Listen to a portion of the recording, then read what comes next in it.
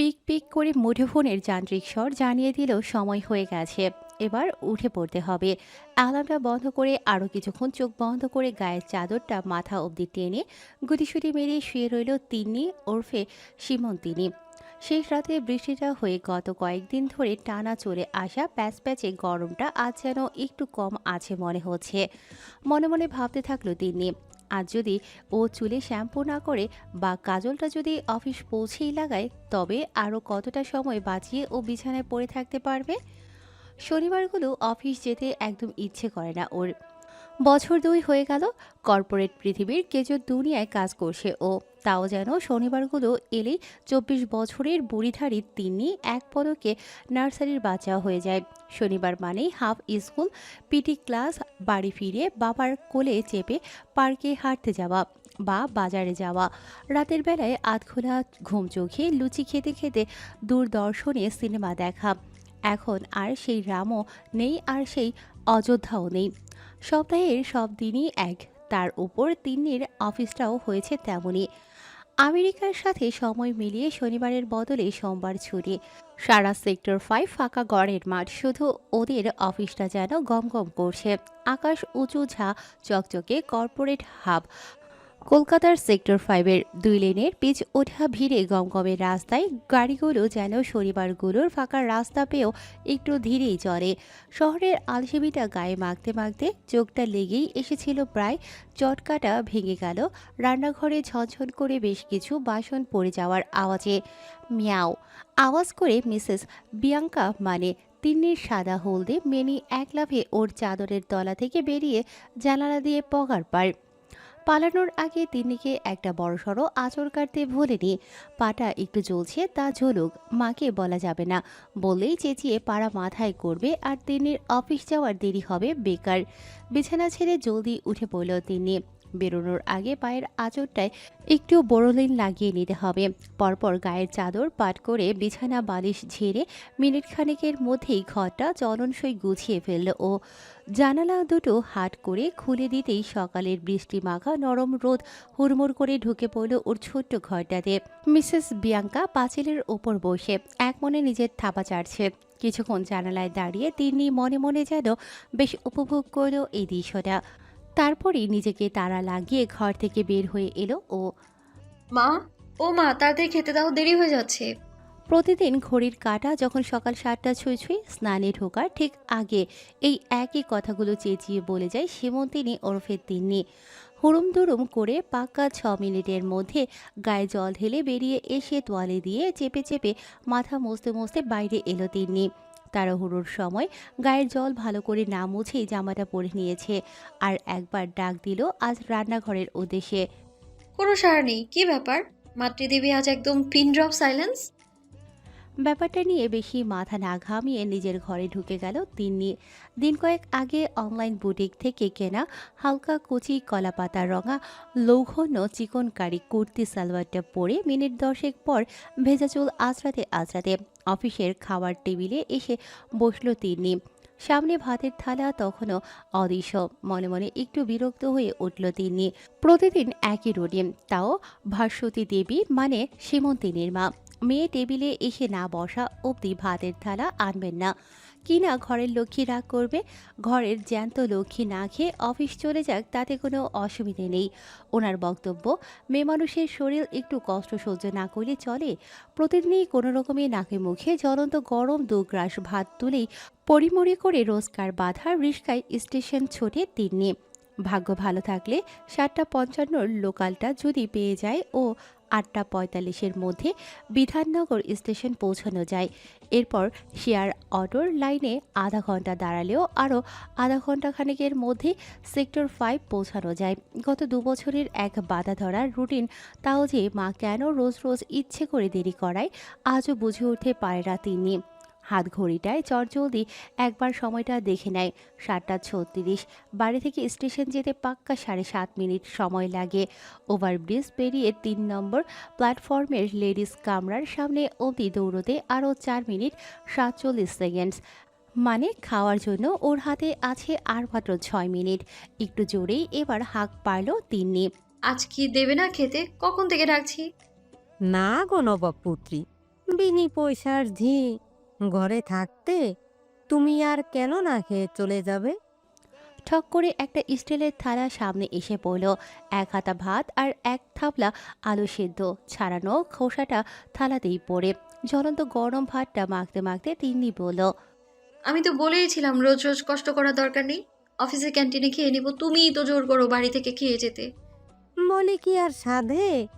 নয়তো মাইনের সব কোটি টাকাই তো নিজের সব আহ্লাদের পেছনে উড়িয়ে দিয়ে আসবে।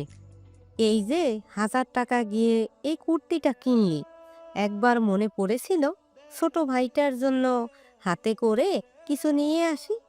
একটা স্বার্থপর পেটে ধরেছি আমি। ভাত মাখতে যাওয়া নাড়াচাড়া করা আঙুলগুলো থেমে গেল তিন্নির। মুখ অব্দি পৌঁছালো না। কান্নাটা উঠে আসতে আসতে গিলে ফেললো।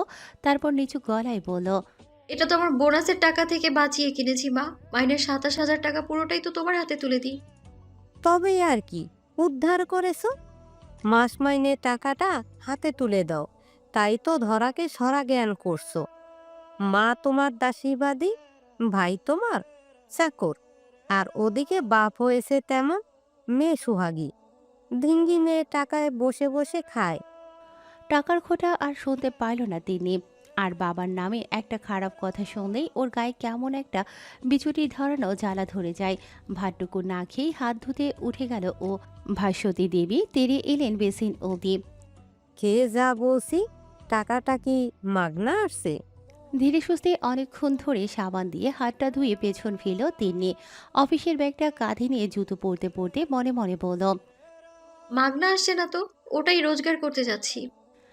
মেয়ে না খেয়ে চলে যাচ্ছে দেখেও স্তব্ধ হয়ে দাঁড়িয়ে রইলেন ভাস্বতী দেবী। স্নিকাসের নিঃশব্দ আওয়াজে ঘর থেকে নেমে বারান্দার হুইল চেয়ারে বসে থাকা বছর ষাটের কাঁচা পাকা দাড়ি গালে দুটি হামি খেল তিনি।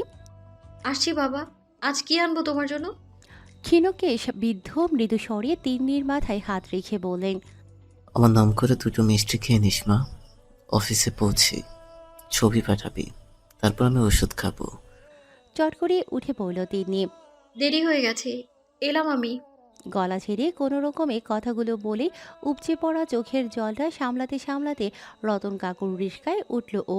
এক দৃষ্টিতে সেদিকে তাকিয়ে থাকতে থাকতে রঞ্জনবাবু বললেন, মেয়েটাকে আজকেও কিছু খেতে যেতে দিলে না।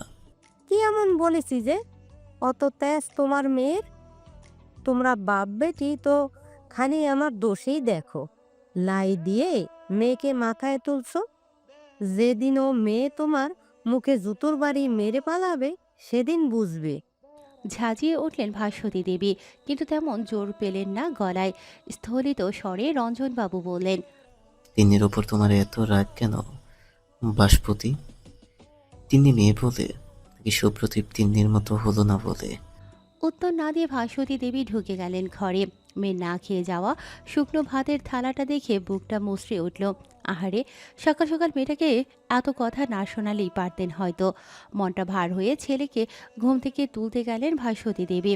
হাতের স্মার্ট ওয়াচের পিক পিক যান্ত্রিক স্বর আর হালকা ভাইব্রেশন জানিয়ে দিল আজকের মতো 20,000 স্টেপস কমপ্লিট। এবার কিছু ফ্রি হ্যান্ড এক্সারসাইজ করার পালা। ফুটবল খেলার গোল বক্সের ঠান্ডা ধাতব রডটার ওপর 6 ফুটের ওপর লম্বা মেদহীন টান টান শরীরটা একবার পরীক্ষা করলো ওর 82 কেজি শরীরের ভার নিতে পারবে কিনা। তারপর রডটা ধরে ঝুলে পড়ল, মাথা নিচে পা ওপরে, আর বাদুড়ের মতো মিনিট 3 ঝুলে আবার স্বাভাবিক পজিশনে ফিরে এলো। মুখটা একটু লাল হয়ে এসেছে, ঘাম দিচ্ছে হালকা। ডান হাতটা ওর বরাবরের দুর্বল। বাম হাত দিয়ে রডটা ধরে সারা শরীরটা ঝুলিয়ে দিল। আবার হাতের পেশিগুলো টান টান হয়ে উঠল, প্রতিটি শিরা উপশিরা ফেটে বেরোচ্ছে যেন। এবার ডান হাতের পালা। একটু থেমে 3টে বড় বড় শ্বাস নিল। তারপর শুধু ডান হাতের উপর ভর দিয়ে ঝুলে পড়ল আবারও।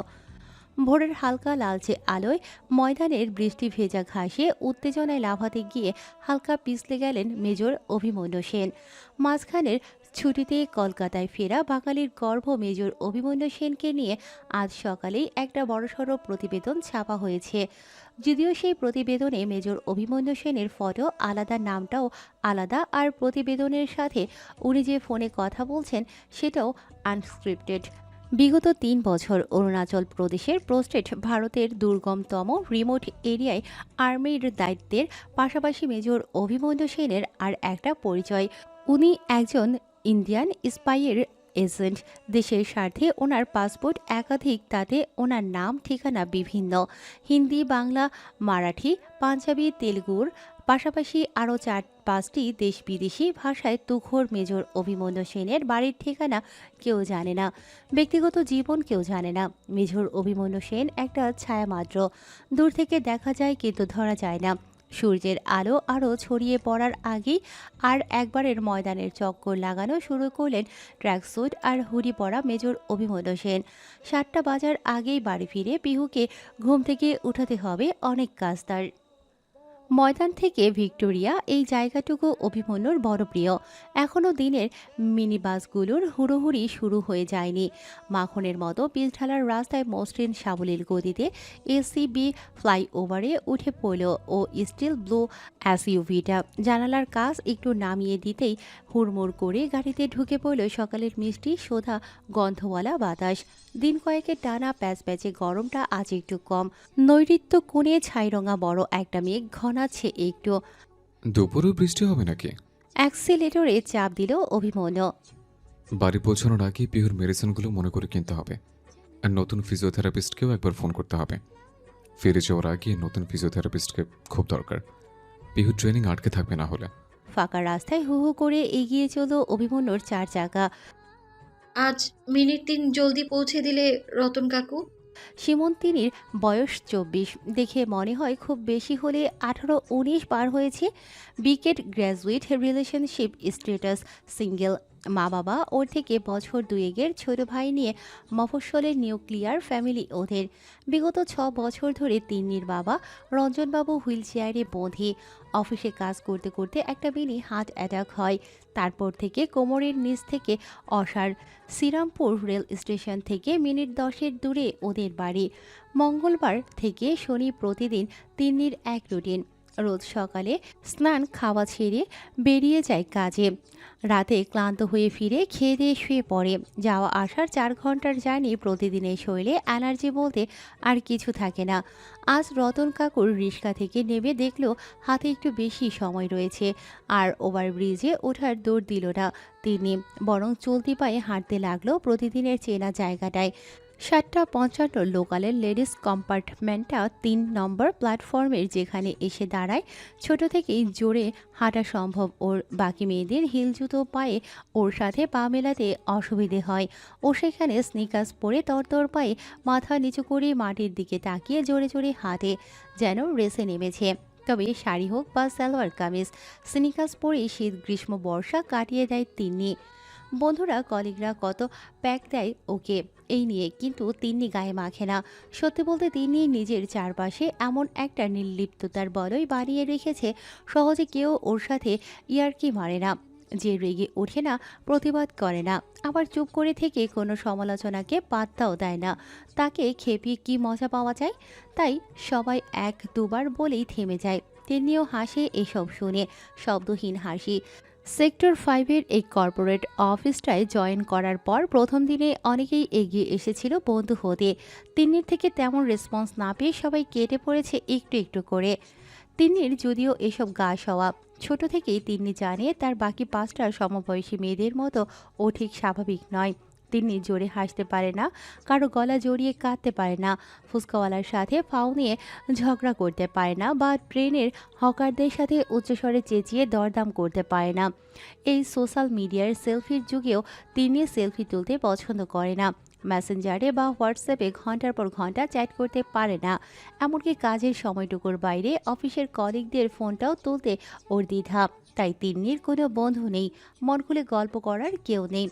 সপ্তাহের অন্য দিনগুলিতে অফিস টাইমের ভিড়ে ট্রেনটায় তিল ধরনের জায়গা থাকে না। লেডিস কম্পার্টমেন্টেও পা দানিতে কোনো রকমে পা ঠেকিয়ে তিনি ঠেলে ঠুলে ঢুকে যায় ভেতরে। কিন্তু শনিবার বলে আজ ভিড় নেই একদমই। জানালার পাশেই একটা সিট পেয়ে গেল তিনি। প্রায় ফাঁকা কম্পার্টমেন্টে ১-২জন এপাশে ওপাশে ছড়িয়ে ছিটিয়ে বসে। কেউ কেউ ঝিমোচ্ছে। ব্যাগ থেকে জলের বোতলটা বার করে এক ঢোক জল খেয়ে এক মনে বাইরের দিকে তাকিয়ে রইল তিনি। শেষ রাতের বৃষ্টি তাই চারপাশটা যেন বড্ড বেশি সবুজ হয়ে চোখে লাগছে। চলন্ত ট্রেনের জানালা দিয়ে আসা ফুরফুরে হাওয়া একটু আগে মায়ের বলা কটু কথাগুলো উড়িয়ে নিয়ে গেল। বসে বসে তিনি ভাবছিল এই 24 বছর বয়সেও কেন ওর বন্ধু নেই একটাও। অবশ্য নেই বলা ভুল হবে, ছিল তো। অনেক কাল আগে কলেজের প্রথম বছর একজন ছিল, মানব তার নাম। তিনি প্রথম বয়ফ্রেন্ড, যদিও কিছু মাস পরেই সে সরে গিয়েছিল আর যাওয়ার আগে বলে গিয়েছিল, You are so frozen, Shimontini, like a cold beach. There is no fun kissing you. ওদের সম্পর্কটা ভাঙার পর মানব দায়িত্ব নিয়ে সারা কলেজে রটিয়ে দিয়েছে বলেছিল মানব। Shimontini, Acharya is like cold dead fish. She does not feel anything. তাতে অবশ্য তিন্নির কিছু যায় আসেনি। 2-3 জন অতি উৎসাহী ব্যাটসম্যান এগিয়ে এসেছিল মানবের খালি জায়গাটা নেয়ার জন্য। তিন্নির থেকে কোনো সাড়া না পেয়ে মানবের ছড়ানো গুজবটাই দেওয়াল লিখন হয়ে দাঁড়িয়েছিল। সত্যি বলতে হাফ ছেড়ে বেঁচেছিল তিন্নিও। রোজ রোজ প্যান প্যান ন্যাকা প্রেম নিবেদন থেকে যেন মুক্তি পেয়েছিল ও। আজ ভাবে আদৌ কি মানব ওকে ছেড়ে যাওয়ায় তিন্নির দুঃখ হয়েছিল, না স্বস্তির নিঃশ্বাস ফেলেছিল? মানবের সাথে সম্পর্কটা থাকার সময় প্রতি মুহূর্তে ওর মনে হতো এই বুঝি মা জেনে গেল। খুবই অবাস্তব চিন্তা। মানব বোঝাতো ওকে, ভাস্বতী দেবী তো আর কলেজে আসেন না, তিন্নি কি করছে দেখতে। তাও তিন্নির ভয় করত। বাড়ি থেকে একটা স্টেশন দূরেই college. Ward boy, security guard থেকে শুরু করে অনেক সিনিয়র বা টিচার্সরাই ওদের এরিয়ায় থাকে। যদি এদের কারোর সাথে মার আলাপ থাকে, তবে যদি কেউ মাকে রিপোর্ট করে ফেলে। কেমন একটা প্যানিকের মধ্যে চলে গিয়েছিল তিনি। আবেশ ভরে মানব একটা চুমু খেতে গেলেও তিন্নির চোখ জোড়া খুঁজে বেড়াতো কেউ দেখছে কিনা। প্রথম দিকে মানব বোঝাতো, তারপর বিরক্ত হতো। অ্যাডাল্ট মেয়ে, কো এডুকেশন কলেজে পড়ে, প্রেম করবে এটাই তো স্বাভাবিক। এ নিয়ে এত প্যানিক করার কি আছে? তিনি বোঝানোর চেষ্টা করেনি মানবকে। আজও জানে না মাকে কেন ও এত ভয় পায়। মানব চলে যাওয়ার পর সে জন্য নতুন কোনো সম্পর্কে জড়ায়নি তিনি। আবার সেই একই ভয়ের পুনরাবৃত্তি ও চায়নি। মানব যদিও ভেবেছিল তিনি হয়তো ওকে ভালোবেসে নতুন কোনো রিলেশনে জড়ায়নি। 3-4টে গার্লফ্রেন্ডের সাথে ছুটকো ছাটকা প্রেম করে কলেজ শেষ হওয়ার মুখে আর একবার মানব হাঁটু গেড়ে প্রপোজ করেছিল তিন্নিকে। Shimontini, give me one more chance. Let's go. Raichok or Mandanini for one day. I will break you's eyes. You don't know what are you missing. মানবের কদর্য ইঙ্গিতটায় গা গুলিয়ে উঠেছিল তিন্নির। নিজের সম্পূর্ণ অস্তিত্বটা জাস্ট একটা মাংসপিণ্ডের দলা মনে হয়েছিল। ওর মুখ দেখে কালো হয়ে উঠেছিল মানবের মুখও। সশব্দে একদলা থুথু মাটিতে ফেলে বলেছিল, একটা চান্স দিচ্ছিলাম তোকে স্বর্গ সুখ দেয়ার, নিলি না। You cold bitch, you feel nothing, no one will fuck you ever. Subhadeep তিন্নির ভাই, ওই কলেজেই পড়তো। তিন্নির 2 ব্যাচ জুনিয়র। দূর থেকে দেখে হাসছিল দাঁত বের করে দিদির অপমান দেখে। মানবের অপমানের থেকেও তিন্নির সেদিন বড় অপমান হয়ে বেজেছিল নিজের ভাইয়ের ওই রূপ দেখে। শুভদীপ কলেজে ভর্তি হওয়ার আগের রাতেই তিন্নিকে শাসিয়ে গিয়েছিল। খবরদার যেন কলেজের কেউ জানতে না পারে শুভ আর তিনি ভাই বোন, তাহলেই কিন্তু। কথাটা শেষ না করে শুভদীপ বেরিয়ে গিয়েছিল। আর না বলা ইঙ্গিতটা বুঝতে তিন্নির কোনো অসুবিধে হয়নি। ছোট থেকে ভাস্বতী দেবীর ছেলে অন্তঃপ্রাণ। মাছের মাথা, মাংসের বড় পিস, পায়েসের বড় বাটি থেকে ঘড়ি, ল্যাপটপ, ক্যামেরা, ভিডিও গেম সবই ছেলের জন্য আসে। তিন্নির জন্য কিনতে গেলে উনি বলেন সেই তো পরের বাড়ি চলে যাবে 2 দিন পরে, ওর জন্য এসব টাকা খরচ কেন? তাই 24টা বছর তিনি 2 বছরের ছোট ভাইয়ের বাতিল খেলনা, ফেলে দেওয়া মোবাইল, ভাঙা ল্যাপটপ নিয়েই দিন কেটেছে। তিন্নির হাতে ছিল লেখাপড়া, সেটাই ও করে এসেছে মন দিয়ে। ক্লাস 1 থেকে পাড়ার সরকারি আল গার্লস স্কুলে ফার্স্ট গার্ল যখন উচ্চ মাধ্যমিকে বোর্ডের পরীক্ষায় রাজ্যে 7ম এবং জেলায় প্রথম হলো। বাড়ির পাশের তৈরি হওয়া বেসরকারি ইঞ্জিনিয়ারিং কলেজের সেক্রেটারি স্বয়ং ওদের বাড়ি এসেছিলেন তিন্নিকে ফুল স্কলারশিপ দেওয়ার প্রপোজাল নিয়ে। শর্ত একটাই, কলেজের বুলেটিনে তিন্নির নাম ও ছবি ছাপা হবে আগামী 7 বছর। আজও শ্রীরামপুর স্টেশন ক্রস করতে বিশাল বড় হোর্ডিংটা চোখে পড়ে। কলেজের ইউনিফর্ম পরা সীমন্তিনীর হাসি মুখে সেই বেসরকারি কলেজের বিজ্ঞাপন। অফিস যাতায়াতের পথে হোর্ডিংটা দেখে একই সাথে তিন্নির হাসিও পায়, আবার বুকের ভেতর খসখস করে ওঠা একটা কাঁটা আজও নিঃশব্দে রক্তক্ষরণ করিয়ে যায়। হাসি পায় ওই কথাটা মনে করে। ঈশ্বর যা করেন মঙ্গলের জন্যই করেন। হবে হয়তো। ভাগ্যিস সেদিন কলেজের সেক্রেটারি স্যার এসেছিলেন ওদের বাড়ি, না হলে তো তিন্নির ইঞ্জিনিয়ারিংও পড়া হতো না, আর ও এ চাকরিও পেত না। বাবার অ্যাক্সিডেন্টের পরই যে হারে মা বিয়ের সম্বন্ধ দেখা শুরু করেছিল রেজাল্ট বেরোনোর আগেই। এতদিনে হয়তো কোনো আধবুড়ো কাকুর গলায় মালা দিয়ে তিন্নিকে ডুবে যেতে হতো সংসারের কালো অন্ধকূপে। আর কষ্টটা হয়, ওদের কলেজের বিজ্ঞাপনের পাশেই ইন্ডিয়ান নেভির একটা আকাশছোঁয়া হোর্ডিং আছে। তিনি যখন ক্লাস 11-এ পড়তো, বাড়িতে আসা নিউজ পেপার থেকে ইন্ডিয়ান আর্মি আর ইন্ডিয়ান নেভির জন্য বেরোনো বিজ্ঞাপন ফর্ম সব যত্ন করে কাটিং করে রেখে দিত। বড় শখ ছিল ও ও একদিন দেশের হয়ে কাজ করবে। ঝা চকচকে ইউনিফর্ম পরে গর্ভ ভরে 26শে জানুয়ারি দিল্লির রাজপথের প্যারেডে অংশ নেবে। যদিও সব আশা সেদিনই শেষ হয়ে গিয়েছিল, যেদিন পাড়ার ডাক্তারবাবু বলে দিয়েছিলেন ওর হার্টে ছোট্ট একটা ফুটো আছে, অপারেশন করানোর মতো বড় না হলেও কোনোদিনই তিনি খেলাধুলা দৌড়ঝাঁপ করতে পারবে না। ভারতীয় সেনাবাহিনীতে অংশ নেওয়া তো দূরের কথা। ঠক ঠক ঠক, এবারের আওয়াজটা একটু জোরেই। 5 মিনিট হয়ে গেল, ছেলের দরজায় নক করছেন, তাও কোনো সাড়া নেই। কিরে, কখন থেকে দরজা ধাক্কা দিচ্ছি, কি করছিসটা কি? বেশ চেঁচিয়ে বললেন ভাস্বতী দেবী। উফ, সকাল সকাল এত চেঁচামেচি কি হলো? ঘুম চোখে দরজা খুলে দিল শুভদীপ।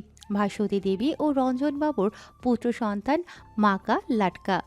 22 বছরের শুভদীপ, পিঠোপিঠি ভাই বোন ওরা। তিন্নির থেকে বছর 2-এর ছোট, সবে কলেজ শেষ হয়েছে।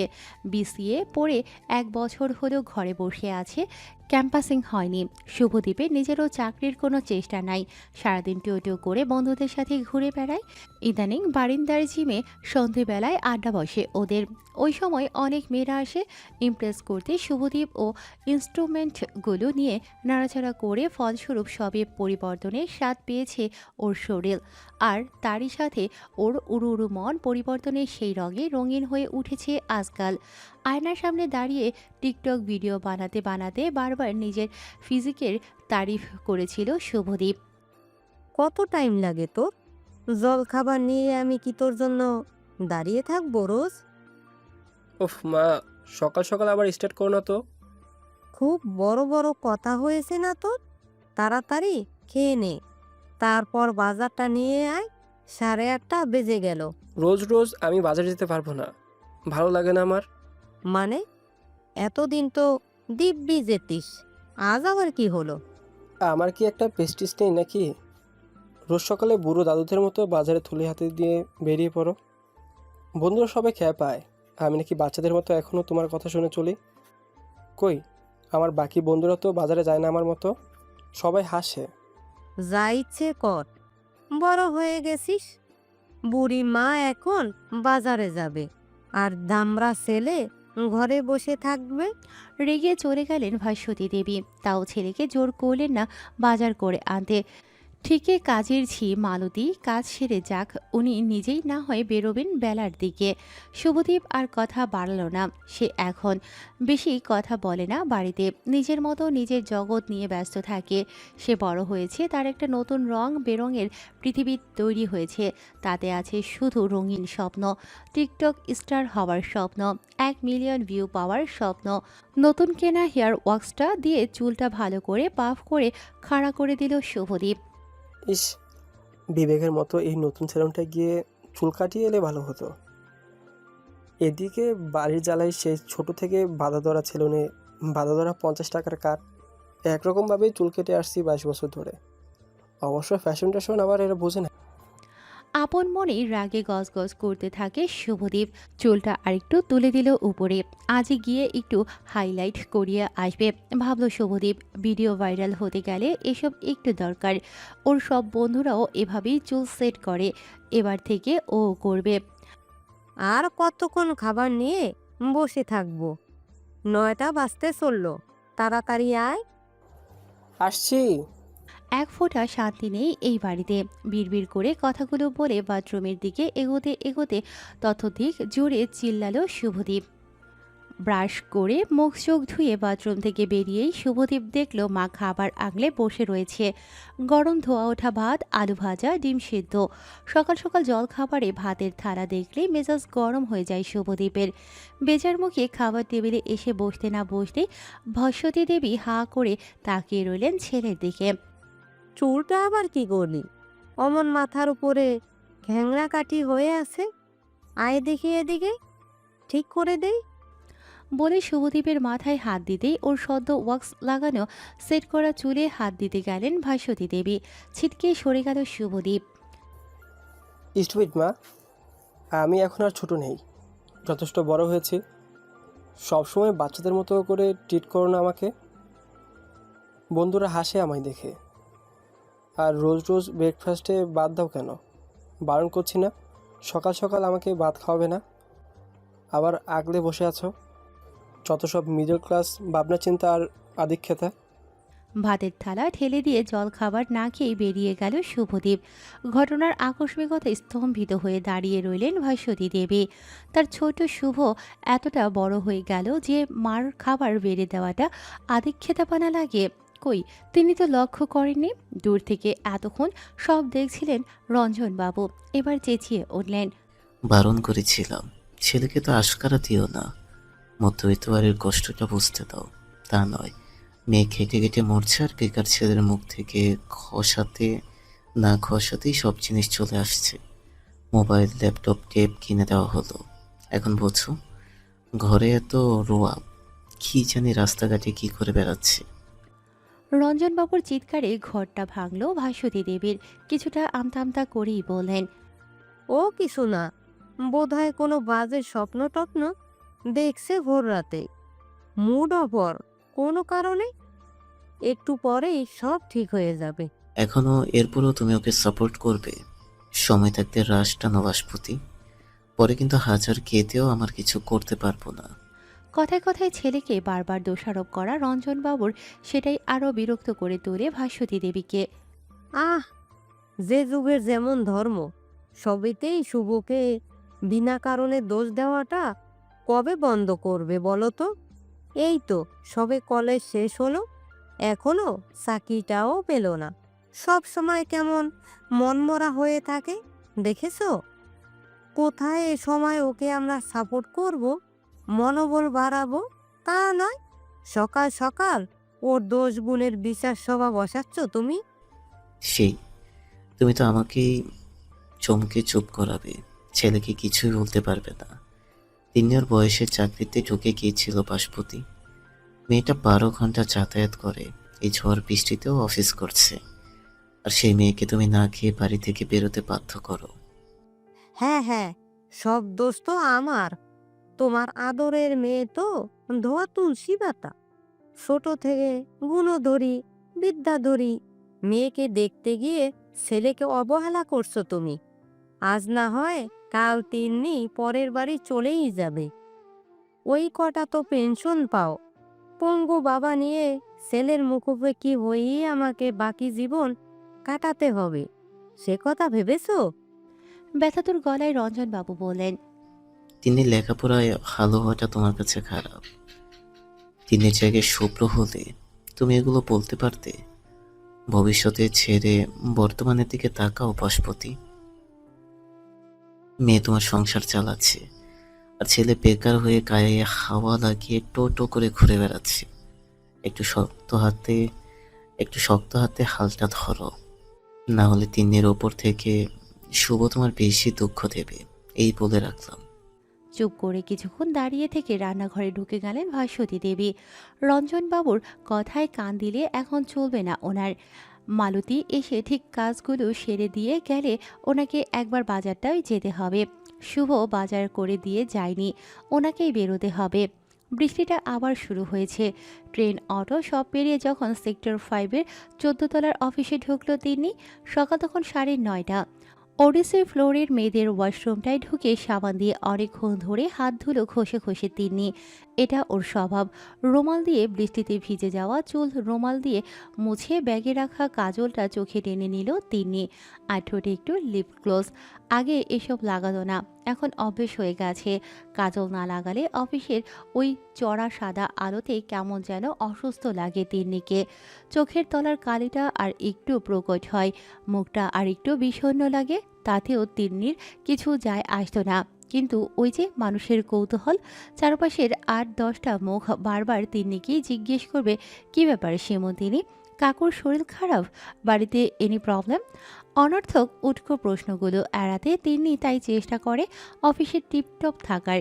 মেকি হাসিটা ঠোঁটের আগায় হালকা ঝুলিয়ে ফ্লোরে এলো তিন্নি। নিচের নির্দিষ্ট কিউবিকলে বসে কম্পিউটার অন করতে না করতেই পাশের কিউবিকল থেকে শায়খ মুখ বাড়ালো। কিরে আজও লেট? লেট কইরে 10টাও তো বাজেনি। বাহ, মিথিলেশ সেদিন টিম মিটিংয়ে বললো যে এবার থেকে সবাইকে 9.5 ঘন্টা ডিউটি করতেই হবে। তুই তো আবার 6টা বাজার আগেই পালিয়ে যাস অফিস থেকে। মুখ তুলে আবার একটু হাসল তিনি। আজ শনিবার, মিথিলেশ দার শিফট নেই? শায়ক একটু চুপ করে কেমন যেন সিরিয়াস গলায় বলল, আগামী মাস থেকে কিন্তু কোম্পানি টাইম ট্র্যাকিং সিস্টেম চালু করছে। আইডি কার্ডে চিপ লাগানো থাকবে, সোয়াইপ করে অফিস ঢুকতে হবে। 9টার একটু পর হলেই সোজা আর থেকে মেইল আসবে। মুখ তুলে স্থির দৃষ্টিতে কিছুক্ষণ শায়কের চোখের দিকে তাকালো তিনি, তারপর চোখ ফিরিয়ে নিল। ভয় পাওয়াচ্ছিস শায়ক? খামোখা ভয় কেন পাবো সেমন্তিনী? তুই বাকিদের জিজ্ঞেস করে দেখ। কবে থেকে বলছি এই সল্টলেক নিউ টাউনে একটা পিজিতে থেকে যা, সপ্তাহের 5 দিন, বাকি 2 দিন বাড়ি থাকিস। প্রতিদিন রোদ জল বৃষ্টিতে 3 ঘন্টার জার্নি করিস। এইভাবে আর কদিন টানবি? বাড়িতে শুনবে না রে। এক দৃষ্টিতে কম্পিউটারের স্ক্রিনের দিকে তাকিয়ে থাকতে থাকতে খুব আস্তে করে বিড়বিড় করল তিনি। শায়ক শুনতে পেল না ঠিক। উঠে এলো সীমন্তিনীর কিউবিকলে। কি বললি? নিজেকে সামলে নিল তিনি, মুখ তুলে বলল, ও আমি ম্যানেজ করে নিব ঠিক। তোর ভালোর জন্যই বলছি সেমন্তিনী। তুই তো একা ঘর কোনো নোস, আমরা সবাই বাড়ি মিস করি। এতদিন অজয় দা টিম লিড ছিল, ও তোকে খোলা ছুটি দিয়েছিল। নেহাত কাকুর ব্যাপারটা সবাই জানে, তাই তুই এত রিজিড। এখন কিন্তু অফিসে হালকা কানাকানি শুরু হয়েছে তোকে নিয়ে। সবার পরে অফিস আসিস, সবার আগে বেরোস, শিফটের ডিউটি করিস না, রোববার অনুকূল নিস না। মিথিলেশ নতুন টিম লিড, তার উপর বিহারি। এসব বাড়ি নিয়ে বাঙালি সেন্টিমেন্ট ও শুনবে না। আমার কাজটা কি আমি করি না শায়ক? এই ডিপার্টমেন্টে কেউ আমার কাজ নিয়ে একটা আঙুল তুলতে পারবে? আজ অবধি একটা ডেডলাইন মিস হয়েছে আমার? আর ক্লায়েন্ট অ্যাপ্রিসিয়েশন, এগুলো মেটার করে না? শেষের দিকে গলাটা একটু জোরেই হয়ে গিয়েছিল তিন্নির। নিজেকে সামনে নিল, ততক্ষণে সবাই ওদের দিকে তাকাচ্ছে। চট করে তিন্নির কম্পিউটার স্ক্রিনটা লক করে শায়ক ওর হাত ধরে টানল। এখানে এসব বলিস না, নিচে চল, চা খেতে খেতে বলছে। মুখটা একটু শক্ত হয়ে উঠল তিন্নির। শায়কের হাতটা ছাড়িয়ে লিফটের দিকে এগোলো। একটু থমকে শায়কও এগুলো তিন্নির পিছু পিছু। ঠান্ডা অফিস কিউবিকল থেকে 8-10 জোড়া কালো খয়েরি চোখ চেয়ে রইল ওদের গমন পথের দিকে। লিফটের সামনে এসে শায়ক দেখল তিন্নি বারবার লিফটের বোতাম টিপছে। দূর থেকে চেঁচিয়ে কিছু বলতে গিয়েও থমকে গেল শায়ক। কচি কলাপাতা রঙা চিকন কুর্তিতে সীমন্তিনীকে আজ যেন বর্ষমঙ্গলের নায়িকা লাগছে। মেয়েটা ড্রেসিং সেন্স অনবদ্য। যবে থেকে সীমন্তিনী ওদের প্রজেক্টে জয়েন করেছে তবে থেকে ওর প্রতি শায়কের হালকা একটা দুর্বলতা তৈরি হয়ে গেছে। পরে অজয়দা যখন জানিয়েছিল সীমন্তিনীর বাবা নাকি কোমরের তলা থেকে প্যারালাইজড, সংসারের সব ভার সীমন্তিনীর উপর, এটা জানার পর থেকে দুর্বলতার পাশাপাশি এক মুঠো শ্রদ্ধাও জমা হয়েছে শায়কের মনে। প্রথম আলাপেই জেনে নিয়েছিল ওরা দুজনে একই বেসমেট, তবে অন্য কলেজে ওদের। নতুন অফিসে প্রজেক্টের প্রথম দিন সীমন্তিনীকে দেখেই ধা করে ঘুড়ি কেটে গিয়েছিল শায়কের। কিছু কিছু মেয়েকে ফর্সা রং ঠিক মানায় না, সীমন্তিনী সেই মেয়েদের দলে। না ফর্সা না শ্যামলা, না লম্বা না বেটে, না গম্ভীর না মিশুকে। সীমন্তিনীকে কোনো ক্যাটাগরিতেই ফেলা যায় না। খুব সাধারণ অথচ অন্যরকম। এই অন্যরকমটা ঠিক কোন রকম ধাতু ক্রোডিং এক্সপার্ট সায়ক গুলিয়ে ফেলে প্রায়ই। সীমন্তিনী টানা টানা কাজল রাগানো চোখ দুটো, নাকি ওর চোখে লেগে থাকা বিষণ্ণতার কালো। সীমন্তিনীর মুখ চাপা হাসি, নাকি ওর হাসির মধ্যে লুকিয়ে থাকা উদাসীনতা। যদিও ওর সাথে কয়েকদিন মিশে সায়ক বুঝতে পেরেছে অফিসে টিম মিটিংয়ে সীমন্তিনী যেন থেকেও নেই। ওর চোখ দুটো কম্পিউটার বা প্রজেক্টের স্ক্রিনে এঁটে থাকলেও মনটা যেন পাড়ি দিয়েছে শহরের অন্য কোনো ঠিকানায়, নাকি বঙ্গোপসাগরের তলায়। তবে এতে কিন্তু ওর কাজে কোনো প্রভাব পড়ে না। ঝড়ের গতিতে সব কোডিং নামিয়ে দেয় একটা ফাংশনাল রিকোয়ারমেন্ট প্রেজেন্টেশন, একদম মাখনের মতো মসৃণ। একটুও ভুল হওয়ার উপায় নেই। আর হবে নাই বা কেন? দিন কয়েক পরে কানাঘুষোয় সায়ক শুনেছিল সীমন্তিনী আশ্চর্য ওদেরই ব্যাচের মাধ্যমিকে নবম, উচ্চ মাধ্যমিকে সপ্তম র্যাঙ্ক করেছিল রাজ্যের মধ্যে। বলতে গেলে একটু সম্ভ্রম বোধই চলে এসেছিল সায়কের মধ্যে। একজনের মধ্যে এত প্রতিভা, আইটিতে কি করছে এ? সীমন্তিনীকে ইমপ্রেস করতেই হতো। প্রথম দিকে সায়ক আপ্রাণ চেষ্টা করতো পারফেক্ট কোডিং করার, কিন্তু তারপর দেখলো লাভ নেই। সীমন্তিনী ওকে লক্ষ্য করে না, সীমন্তিনী কাউকে লক্ষ্য করে না, শুধু মুখ বুজে নিজের কাজটা করে যায় যন্ত্র মানবের মতো। লিফটটা চলে আসার শব্দে ঘোর কাটল সায়কের। দৌড়ে লিফটায় ঢুকলো। দরজা বন্ধ হওয়ার ঠিক আগের সেকেন্ডে তিন্নির দিকে তাকালো। আমার জন্য ওয়েট করলি না যে? বিষণ্ণ কালো চোখ দুটো তুলে সীমন্তিনী বলল। তুই জীবনানন্দ দাশের কবিতা পড়িস? আচমকা জীবনানন্দ দাশের নাম শুনে ধা করে আবার মাথা ঘুরে গেল সায়কের। আমতা আমতা করে বলল। না, মানে সিলেবাসে ছিল যে টুকু। ম্লান একটা হাসি ফুটে উঠল সীমন্তিনীর ঠোঁটের আগায়। খুব ধীরে ধীরে বলল।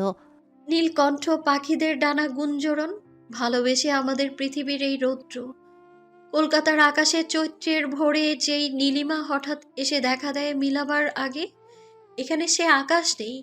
রাতে নক্ষত্রেরা সেই রকম আলোর গুঁড়ির মতো অন্ধকার অন্তহীন নয়। আর থাকতে না পেরে খুব কাতর গলায় বলে উঠল সায়ক। তোর এত কিসের দুঃখ সীমন্তিনী? একটু কি আমাকে বলা যায় না? সায়কের কথা যেন কানেই যায়নি তিনি। একইভাবে আবৃত্তি করে যেতে লাগলো ধীর গলায়, অস্পষ্ট উচ্চারণে। ওর গলা ধাতব লিফটে যেন গম গম করে উঠল। এখন বাতাসের শব্দ নেই, তবুও শুধু বাতাসের শব্দ হয়। বাতাসের মতো সময়ের কোনো রৌদ্র নেই, তবুও আছে। কোনো পাখি নেই, তবু রৌদ্রে সারাদিন হংসের আলোর কণ্ঠ রয়ে গেছে। কোনো রানী নেই, তবু হংসীর আশার কণ্ঠ এখানে সাগরের রৌদ্রে সারাদিন। 14 তলা থেকে লিফটটা একতলায় নামতেই তিনি বাইরে এগিয়ে গেল স্নিকার্স পায়ে। বৃষ্টিটা আবার শুরু হয়েছে। লিফটের মধ্যে হতভম্ব হয়ে দাঁড়িয়ে থাকা সায়কের মনে হলো সীমন্তিনী ঠিক যেন এক রাজহাঁস, জল কেটে এগিয়ে যাচ্ছে অথচ জলে ভিজছে না। আইটি ফার্মের লিফটে জীবনানন্দ আওড়ানো কোডিং এক্সপার্ট, কচি কলাপাতার রাঙানো অদ্ভুত এই নারীর এগিয়ে চলার দিকে মন্ত্রমুগ্ধের মতো হাঁ করে চেয়ে রইল সায়ক। পুরনো আমলের দেয়াল ঘড়িটা ঢং ঢং করে জানান দিল সকাল 10টা বাজলো। রোয়াকি সাবেকি বারান্দার মার্বেলের ঠান্ডা সাদা মেঝেটার ওপর হোলল বেছানো, চারপাশে স্তব্ধ হয়ে আছে পর্বত প্রমাণ জিনিস আর বেশ কিছু গল্পের বই। একটু দূরে রোগা পাতলা এক কিশোরী হুইল চেয়ারে বসে আছে। এলোমেলো বর্ষার চুলগুলো ঝুঁকে আছে মুখের ওপর। আনমনা হয়ে একটা গল্পের বই তুলে নিল পিহু। পাতা উল্টাতে উল্টাতে বলল। প্যাকিংয়ে ব্যস্ত অভিমন্যু মুখ ফিরিয়ে এক ঝলক দেখল পিহুকে। পিহু কি কাছে? মুখখানি ঝুঁকে থাকায় ঠিক বুঝতে পারল না। একটু জোর করে স্বাভাবিক গলায় বলল। খুব শিগগিরই। এই তো দেখতে দেখতে 15 আগস্ট। তারপরই মহালয়া, দুর্গাপুজো পেরিয়ে কালী পুজোর হইচই শান্ত হওয়ার আগেই ঠিক চলে আসবো, দেখিস। বইয়ের পাতা উল্টাতে উল্টাতে আবারও দুর্বল গলায় প্রশ্নটা করল পিহু। একটু হতাশাও মিশে গেল কি ওর স্বরে। থমকে গেল অভিমন্যু। বুকের ভেতরটা মুছড়ে ওঠার আগেই নিজের কর্তব্য স্মরণ করে নিল একবার। ব্যাগ গোছাতে গোছাতেই বলল। কেন এক প্রশ্ন করিস বনি? পিহুর দিকে পেছন ফিরে দাঁড়িয়ে থাকা দীর্ঘ বলিষ্ঠ রিজু ছেলেটার আবেগহীন কোজো গলায় নরম স্বরের কথাগুলো শেষ হওয়ার আগেই টপটপ করে 3-4 ফোঁটা পিছলে পড়ল পিহুর চোখ দিয়ে। কমলা লেবুর মতো ফুলো ফুলো ওই ঠোঁটগুলো তীর তীর করে কেঁপে ওঠে। হুইল চেয়ারে বন্দি দুর্বল শরীরটা ব্যর্থ চেষ্টা করে আর একবার উঠে দাঁড়িয়ে ওর সাধের দাভাইকে জড়িয়ে ধরতে পারে না, তাই কান্নাগুলো না মুছেই ভাঙা গলায় বলে ওঠে। অভিমন্যুর আপাতত কাঠিন্য গলাটা হয়তো নিজেকেই সান্ত্বনা দেয়। জানিসই তো এ দায়িত্ব কত বড়। ক্রিসমাসে তো আমরা ঘুরে ঘুরে যাবো বনি। এবার স্যারকে বলে 1 সপ্তাহ বেশি ছুটি নেব। 5 সপ্তাহ আমরা একসাথে ঘুরবো, খাবো, শপিং করব, আর কত মজা করব।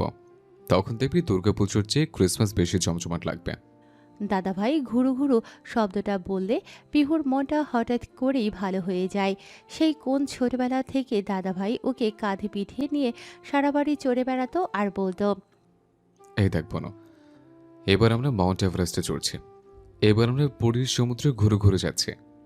কপালে ঠিক মাঝখানে বড় জলে লাল সিঁদুরের টিপ পড়া মা দূর থেকে চেঁচিয়ে উঠত, ঘরের বাইরে যেন একটা পাও না পড়ে, সব ঘুরো ঘুরো বের করে দেব। মার বকার মধ্যেও প্রশ্রয়ের ছাপ যে স্পষ্ট ছিল সেটা কি ওই কচি বয়সেও বুঝতে পারত পিহু? চেঁচিয়ে উঠত। আরো জোরে দাদাভাই, আরো জোরে। ছোটবেলার কথাগুলো মনে পড়তে ফিক করে হেসে ফেলল পিহু। মনে পড়ল কেমন একবার 3 তলার ছাদে পুতুলের বিয়ে দিয়েছিল ওরা। মা লুচি বানিয়ে দিয়েছিল একদম ছোট ছোট গোল গোল, পুতুলের খাওয়ার মতোই, সাথে ছোট আলুর দম। দাদাভাই হয়েছিল বরকর্তা। ফেলে আসা দিনগুলোর কথা মনে করতে নিজের মনেই বলে ফেলল পিহু। এবার তুই ফিরলে তোর জন্য একটা লাল টুকটুকে বউ নিয়ে আসবো দাদাভাই। তুই চলে যাবি দেশের কাজে, আর নতুন বৌদি আমার বন্ধু হয়ে এই বাড়িতে থাকবে। মস্ত বড় এই বাড়িটা আর আমায় গিলতে আসবে না। গর্ভনেজের নিয়ম নিষেধ শুনতে হবে না। বৌদি এলে তখন আর আমার একা লাগবে না, দেখিস। আর একটুও তোকে মিস করব না। পিহু, পোড় খাওয়া আর্মি অফিসার মেজর অভিমন্যু সেনের অতি কঠিন হিমশীতল গলাটি গমগম করে উঠল ফাঁকা ঘরে, যে গলা শুনলে আর্মির মাঠের অনুশীলনরত ক্যাডেটদের বুকের রক্ত হিম হয়ে যায়। কত বনে বারণ করেছে এমন ইয়ার্কি করবি না? তুই কি জানিস না আমার জীবন অনিশ্চিত? আজ আছে কাল জানি না, আজ আছে কাল জানি না কোন সীমান্তে কোন বন্দুকের গুলি আমায় এফর ওফর করে দিয়ে যাবে। জেনে শুনে অভিশপ্ত পরিবারে আরও একটা নিষ্পাপ প্রাণকে বলি চড়াবো শুধু নিজেদের ছেলে খেলার শখে? মার কথা ভুলে গেলে বনি? ভয়ে সিটিয়ে গেল পিহু, খুব ক্ষীণ স্বরে বলল, আর আমি দাদাভাই, তোর দেশের আগে কি আমিও নেই? এক পলক থমকে অভিমন্যু বলল, দেশের আগে কেউ নেই বনি, কেউ থাকে না। 2 ভাই বোন একে অপরের দিকে স্তব্ধ হয়ে তাকিয়ে রইল। নিঃশব্দ ঘরে শুধু একটা টিকটিকি বলে ওঠে, ঠিক ঠিক ঠিক। জুন মাসের গরমে ঝরঝরে বৃষ্টিটা বেশ ভালো লাগছে সায়কের। কলকাতা শহরে তো মাত্র দিন কয়েকেরই বর্ষার আমেজটা পাওয়া যায়। সকালের দিকে বৃষ্টি হলে তাও ভালো। সেক্টর 5-এর রাস্তায় জমে থাকা জল নেমে যায়। দিন যত গড়াবে জল তত বাড়বে। ট্যাক্সি ক্যাব পাওয়া যাবে না, অটো কমে যাবে। আজ যদিও একটা বৃষ্টি হচ্ছে না, এই রোদ এই মেঘ ঝিরিঝিরি বৃষ্টি পড়ছে মাঝে মাঝে, যেন লুকোচুরি খেলছে। 2 কাপ মাসালা চা, বলল সায়ক। পাশ থেকে সীমন্তিনী বলে উঠল, আর 2টো প্রজাপতি বিস্কিট। চায়ের ভাঁড়টা হাতে নিয়ে তার উপর বিস্কুটগুলো সাজিয়ে একটা অদ্ভুত অ্যাঙ্গেলে ছবি তুলল সীমন্তিনী। বাইরের বৃষ্টিটা ব্যাকগ্রাউন্ড করে তারপরে ফোনে টাইপ করতে শুরু করলো। ফেসবুকে আপডেট দিচ্ছিস নাকি? টাইপ করতে করতে একটু অন্যমনস্ক হয়ে গিয়েছিল তিনি। সায়ক আবার রিপিট করলো, কিরে, বয়ফ্রেন্ডকে ছবি পাঠাচ্ছিস? ফোনটা রেখে সোজা হয়ে বসলো তিনি। বাবাকে পাঠালাম, আমি খেয়েছি না জানানো অবধি ওষুধ খাবে না। চুপ করে গেল সায়ক। অনেককাল আগে সীমন্তিনীকে দেখলেই পেটের ভিতর কেমন ওয়াশিং মেশিনের মতো গুড়গুড় আওয়াজ হতো ওর, সেটাই যেন ফিরে এলো। যেচে বাস নেয়া একেই বলে। সহজ হওয়ার চেষ্টা করলো সায়ক। ছবিটা দেখাতো। ফোনটা এগিয়ে দিল তিনি, আর চোখে সায়ক লক্ষ্য করলো ফোনের স্ক্রিনটা ভাঙা। যদিও ফটোটা দেখে অবাক হয়ে গেল। এত সাধারণ ফোনে এমন একটা ক্লিক, মেয়েটার ট্যালেন্ট আছে বলতে হবে। যাতে হাত দেয় তাই শোনা। ফোনটা ফিরিয়ে দিতে দিতেই সায়ক বলল, দারুণ ফটো তুলিস তো তুই। এই ফোনটা এবার বাতিল কর। এখন বাজারে কত ভালো ভালো ফোন এসছে জানিস? এক টুকরো বিস্কিট মুখে বলল তিনি। বৃষ্টি দেখতে দেখতে বলল, কি এমন কথা যে ফ্লোরে বলা যাবে না? যে জন্যে নিচে নিয়ে এলি সেটা বল এবার। একটু দমে গেল শায়ক। প্রশংসা করলেও খুশি হয় না, এমন মেয়ে আগে দেখেনি ও। একটু চুপ করে থেকে বলল, আমাদের টিমটায় আজকাল তোকে নিয়ে বেশ কানাঘুষো চলছে। তুই তো কারোর সাথে তেমন কথা বলিস না, বেরিয়েও যাস আগে ভাগে, তাই জানিস না। এই টিমটাই শুধু তুই আর আমি এত কম এক্সপেরিয়েন্সড। বাকিদের তো দেখেছিস, সব কটা বুড়ো ভাম, 2 বাচ্চার বাবা, মাথায় টাক পড়ে গেছে। সায়ক। হালকা স্বরে মৃদু ধমক দিল তিন্নি। শায়ক ধমল না। তুই জানিস না, তোকে আর অজয়দাকে নিয়ে ওরা নোংরা ইঙ্গিত করতে ছাড়েনি। মিথিলেশকে ওরা বলেছে, আমি নিজের কানে শুনেছি যে তুই নাকি অজয়দার সাথে মিষ্টি মিষ্টি হেসে এক্সট্রা সুবিধা নিতিস, সবার পরে এসেও সবার আগে বেরিয়ে যেতিস। বেছে বেছে সোজা টাস্কগুলো তোকে অ্যাসাইন করা হতো যাতে তুই অফিসিয়েশন পাস। অজয়দা চলে যাওয়ার পর ওই জন্যই মিথিলেশ তোর সাথে এমন কাঠ বিহেভ করে। নতুন বিয়ে করেছে তো, বউকে ভয় পায়। তিন্নির কান ঝাঝা করে উঠল। তেতে উঠে বলল, সোজা কাজ। প্রবালদার প্রজেক্ট আটকে যেতে আমি দেখে দিইনি, তোর কোডিংয়ে আমি হেল্প করিনি। আর কি তখন থেকে বলে যাচ্ছিস আমি সবার পরে এসেও সবার আগে বেরিয়ে যাই? তোরা কতক্ষণ থাকিস অফিসে? 9টার সময় অফিসে ঢুকে 10 মিনিট তোদের গাল গল্প, লগ ইন করে টি ব্রেক, 11:30টায় সিগারেট ব্রেক আধ ঘন্টা, এরপর দুপুরে 1 ঘন্টা লাঞ্চ ব্রেক, বিকেল 4টে বাজতে না বাজতেই তোদের চা খাওয়ার পালা, তারপর ঘন্টায় ঘন্টায় সিগারেট ব্রেক। সব মিলিয়ে কতক্ষণ তোরা ডেস্কে বসিস রে? 2-3 ঘন্টা।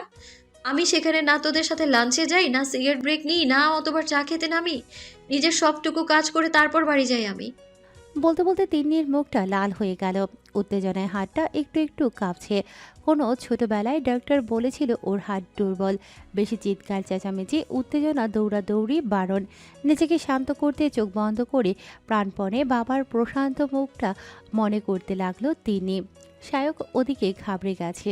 গত 2 বছরে বেশ কয়েকবার সীমন্তিনীর এই অবস্থা ও দেখেছে। একবার তো ফ্লোরে অজ্ঞানী হয়ে গিয়েছিল।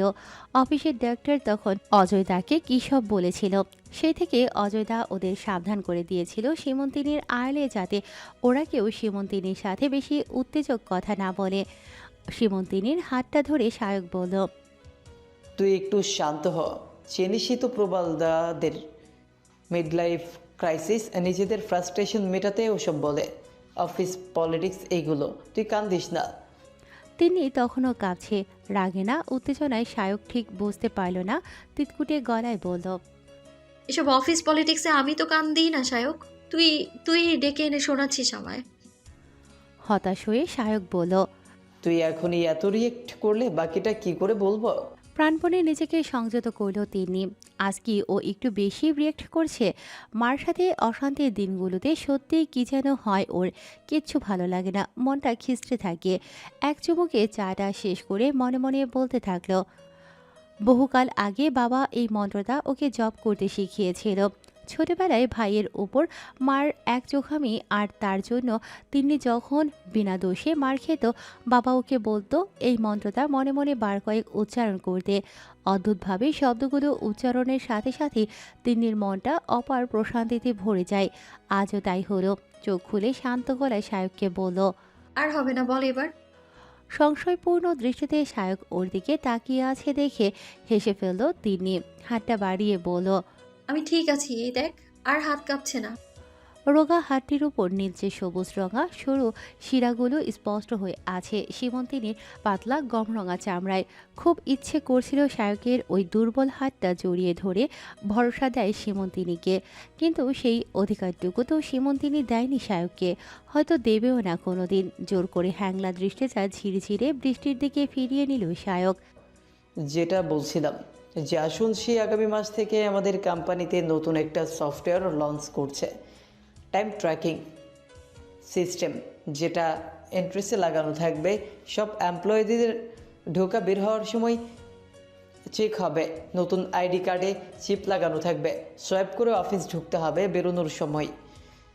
ম্যানেজার আর এইচআরের কাছে ডেটা থাকবে কোন এমপ্লয়ি কখন অফিস আসছে বা বেরোচ্ছে। 9.5 ঘন্টার একটু এপার ওপার হলেই সোজা এইচআর থেকে মেইল আসবে। পরপর 3 দিন লেট হলে 4 নাম্বার দিনে ছুটি কাটা যাবে একটা, আর এটা নিয়ে পারফরমেন্স রিভিউ হবে। তিনি একটু চিন্তায় পড়ে গেল। সত্যি এমন হলে কি করে ম্যানেজ করবে ও? এখনই ও সকাল 8:45 ঘর থেকে বেরিয়ে রাত 8:30 বাড়ি ঢোকে। সায়ক যা বলছে তাতে তো ওকে ভোর 6টায় বেরিয়ে রাত 10টায় ঘরে ঢুকতে হবে। মা তো এসব নতুন নিয়ম বুঝবেও না, শুনবেও না। এটাও কোনোভাবে তিন্নিরই দোষ হবে। গলায় চিন্তা রেখে তিন্নি বলল। তোদেরও তো প্রবলেম, এতগুলো ব্রেক নিবি কি করে? সায়ক হেসে উঠল। তিনি জিজ্ঞাসু চোখে তাকিয়ে আছে দেখে থতমত খেয়ে বলল। শুধু প্রথমবার ঢোকা আর শেষবার বেরোনিতে কার্ড সোয়াইপ করতে হয় রে বুদ্ধু, বারবার নয়। মাধ্যমিক উচ্চ মাধ্যমিকে রাজ্যের মধ্যে র্যাঙ্ক করা মেয়েকে সায়কের মতো মিডিওকার স্টুডেন্ট বুদ্ধু বলছে ভেবে সায়ক নিজেই লজ্জা পেয়ে গেল। বিষয়টা চাপা দিতে বলল। কি করবি এবার ভাব। ডেইলি ট্রেনে আসা যাওয়া করবি কি করে? এত রাতে ট্রেন সেফ নয়। তিনি আনমনা হয়ে বলল। বুঝতে পারছি না রে, বাড়িতে কি বলবো, বাবার অমন অবস্থা। তিন্নির কথা শেষ হওয়ার আগেই সায়ক থামিয়ে দিল ওকে। উৎসাহ নিয়ে বলতে থাকলো। এই জন্যই তো বলছি পিজিতে থাক। সল্টলেক নিউটাউন এরিয়ায় কত মেয়ে অমন পেঙ্গেস্টে আছে, থাকা খাওয়া নিয়ে 7-8 হাজারে হয়ে যাবে। আর উইকেন্ডে বাড়ি চলে যাস। প্রতি মাসে 7-8 হাজার। তিন্নির জিভটা কেমন শুকিয়ে গেল। যা মাইনে পায় পুরোটাই মার হাতে তুলে দেয় ও। মা হাত খরচ হিসেবে ওকে 2000 টাকা দেয়। ট্রেন পাস, অটো সব মিলিয়ে হাতে টিফিন খাওয়ার মতো পয়সাও বাঁচে না। ওদিকে শুভদীপ মানে তিন্নির ভাই হাত খরচ পায় 1003-4, যে কিনা চাকরিও করে না। একবার বলেছিল তাই তো মা কান্নাকাটি জুড়েছিল তিন্নি কতটা স্বার্থপর, বাড়িতে টাকা দিয়ে তার হিসেব চায়, ভাইকে হিংসে করে। দুদিন বাড়িতে রান্না খাওয়া বন্ধ। শেষে তিন্নির মার পায়ে পড়ে ক্ষমা চেয়ে সেই 2000 টাকাই হাত খরচ নেয়। তখনই এক রাতে তিন্নিকে আলাদা করে ডেকে বাপি বলেছিল যে বোনাসের টাকাগুলো তিন্নি যেন নিজের কাছে রাখে, বাড়িতে যেন না দেয়। তা নিয়েও কি কম অশান্তি? তাই বোনাস নিয়ে তিন্নি আর বাড়িতে কিছু জানায় না। কিন্তু এবার কি করবে ও তা তো ভেবেও পাচ্ছে না। সায়কের ঠেলা খেয়ে বাস্তবে নেমে এলো ও। কিরে, কি ভাবছিস তখন থেকে? হাত ঘড়িতে সময় দেখলো তিন্নি। অনেকটা দেরি হয়ে গেছে। চায়ের দাম মেটাতে উঠতে উঠতে বলল। ভাবছি এই চাকরিটা ছেড়ে অন্য চাকরিতে ঢুকতে হবে। হা হা করে উঠল সায়ক। চাকরি ছাড়বি মানে? লোকজন হাপিত্তেশ করে থাকে এই কোম্পানিতে ঢোকার জন্য, আর তুই ছেড়ে দিবি? 2 বছরের এক্সপিরিয়েন্সে কলকাতা শহরে এই মাইনের চাকরি আর কে দিবে তোকে? এতদিন ধরে ভূতের বেকার খাটলে আর 1 বছর মুখ বুঝে কাটিয়ে দিলেই প্রমোশন পাকা। জুনিয়র থেকে সিনিয়র অ্যাসোসিয়েট হয়ে যাব, তখন কত সুযোগ দেখবি। কথাটা সত্যি। কলকাতার অন্য আইটি ফার্মগুলোর তুলনায় সীমন্তিনীদের অফিস প্রায় 1.5 গুণ স্যালারি দেয়, তাই খাটুনিও বেশি। চায়ের দাম মেটাতে গিয়ে দেখলো সায়ক মিটিয়ে দিয়েছে আগেই। এই এক ছেলে কোনোদিন সীমন্তিনীকে টাকা দিতে দেয় না, বললেই বলবে। আমি কি পালিয়ে গেলাম? পরের বার দিস। বলা বাহুল্য সেই পরের বার আর আসে না। অফিসের দিকে পা বাড়াচ্ছিল তিনি। সায়ক পেছন থেকে বলল। নর্থ বেঙ্গল ট্রিপটা নিয়ে কি ভাবলি? ফ্লোরে চল, আজকে অনেক দেরি হয়ে গেল। সায়কের প্রশ্নটার জবাব না দিয়ে এগিয়ে চলল তিনি। বৃষ্টি আজ আর থামবে না মনে হচ্ছে। সকালের এই এপিসোডটার পর পিহুও নিজের ঘরে দরজা ভিজিয়ে বসে আছে। দুপুরের খাবার সময়ও বেরোয়নি। আজ আর পিহুর ট্রেনিং হলো না। খাবার টেবিলে অভিমন্যু অপেক্ষা করছে দেখে গভর্নেন্স দিদি বলে গেলেন পিহু আজ ঘরেই খাবে। অভিমন্যু যেন খেয়ে নেয়। শ্বেত পাথরের বড় টেবিলটায় এক কোণে ক্যাসারোল থেকে নিজের মতো খাবার বাড়তে থাকলো অভিমন্যু। এ বাড়িতে কোনো মহিলা নেই। শরিকি আত্মীয় স্বজন আছেন, তাদের রান্না আলাদা, ঢোকা বেরোনোর জায়গা আলাদা। অভিমন্যু না থাকলে হয়তো সেই শরিকি মাসি পিসিরা কখনো সখনো পিহুকে দেখতে আসে। না হলে এদিকের এত বড় বাড়িটায় পিহু একাই থাকে। যদিও আয়া সেন্টার থেকে 3 বেলার আয়া আসে পিহুর কাজকর্ম করে দিতে। ঘরের কাজের জন্য ঠিকই ঝি আছে, আর আছেন গভর্নেন্স নীলিমা দেবী। এ বাড়ির কর্ত্রী অভিমন্যু আর পিহুর মা মারা যাওয়ার থেকে নীলিমা দেবী পিহুকে মানুষ করেছেন বলতে গেলে। অভিমন্যু তখন কলেজে পড়ত, সেই রুড়কিতে।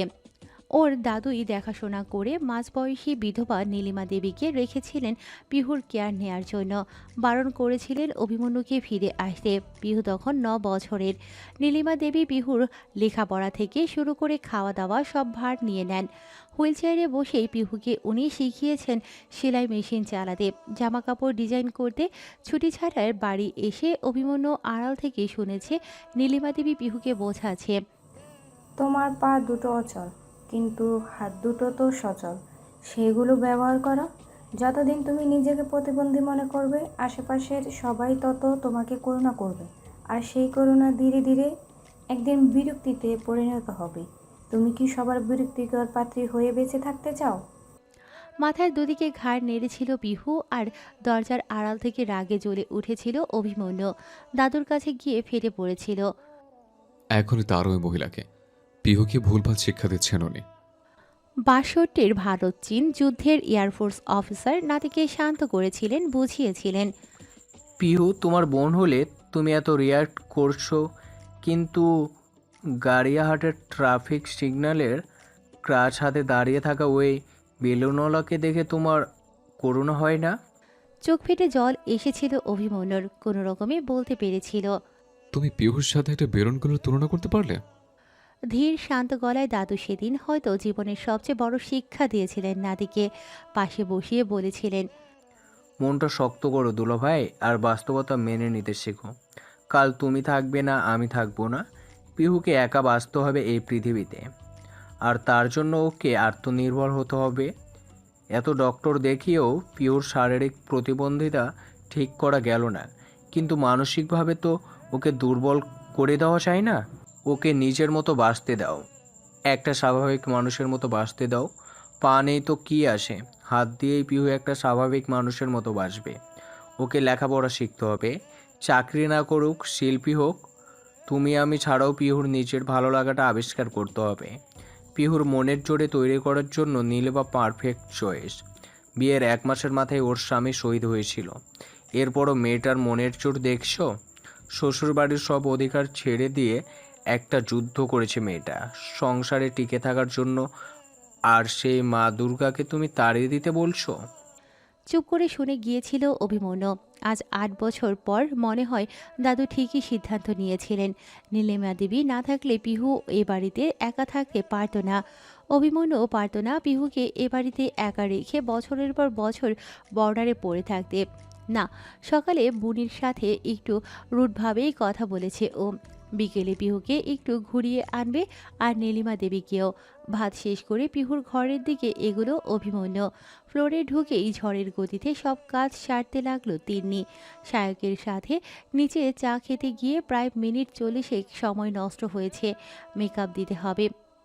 আগের দিনের ফাংশনাল রিকোয়ারমেন্টগুলো দেখতে দেখতেই রঞ্জনবাবুর মেসেজ ঢুকলো তিন্নির ফোনে। 1 গ্লাস চা আর 3টি ট্যাবলেটের ছবি। বাপ মেয়ের এই খুনসুটিগুলোই তিন্নির মুখে হাসি ফোটায়।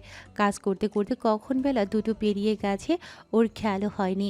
মার সাথে রাগারাগিতে আজ টিফিনটাও নিয়ে আসা হয়নি। হঠাৎ তিন্নির মনে হলো ও সত্যিই খুব বোকা। এই যে অফিসে মিথিলেশ বাকি কলিগদের বেকা নজর সহ্য করেও মুখ বুজে কাজ করে যাচ্ছে। বাবা ছাড়া ওই কষ্টগুলো আর কে বোঝে। আজ একটু বিদ্রোহ করতে ইচ্ছে হলো তিন্নির। ঠিক করলো আজকে ক্যান্টিন থেকেই ভারী কিছু কিনে খাবে। যেমন ভাবা তেমনই কাজ। কম্পিউটারটা লক করে ফ্লোর থেকে বেরোবে, দরজার মুখোমুখি সায়কের সাথে দেখা। অবাক হয়ে সায়ক বলল, কোথায় চললি আবার?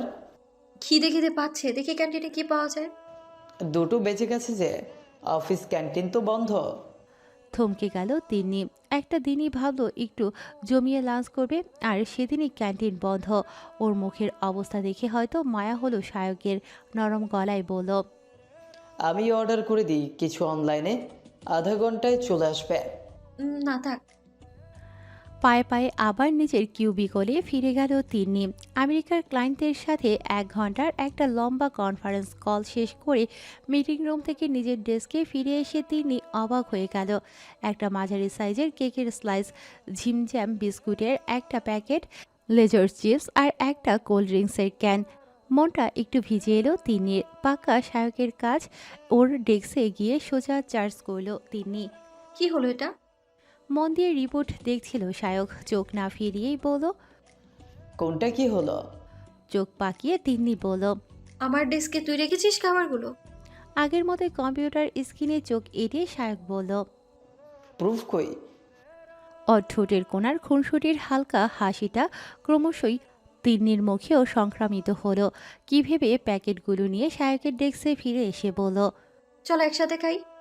বাচ্চা ছেলের মতো খুশি হয়ে উঠল সায়ক। চিপসের প্যাকেট খোলার আওয়াজে নিঃশব্দ অডিসিতে আরও ৩-৪টে ক্ষুধার্ত মুখ জেগে উঠল। আমাকেও দে, আমারেও দে। সবার সাথে ওই সামান্য খাবার ভাগ করে খেতে খেতে তিন্নির মনে হলো কর্পোরেট অফিস কি সত্যি অতটা খারাপ? তিনি যেভাবে অফিসে কারোর সাথে কথা না বলে মুখ বুজে শুধু নিজের কাজ নিয়ে পড়ে থাকে, তাতে তো ওকে নিয়ে আলোচনা হওয়ারই স্বাভাবিক। মনে মনে ঠিক করলো তিন্নি এবার থেকে সবার সাথে টুকটাক কথা বলবে। আর তারই সাথে আজকেই বাবার সাথে কথা বলবে নর্থ বেঙ্গলে ঘুরতে যাওয়া নিয়ে। দুপুরের খাওয়া শেষে পিহুর ঘরের দিকে যেতে যেতেই মাউথ অর্গানের মিষ্টি একটা সুর শুনতে পেল অভিমন্যু।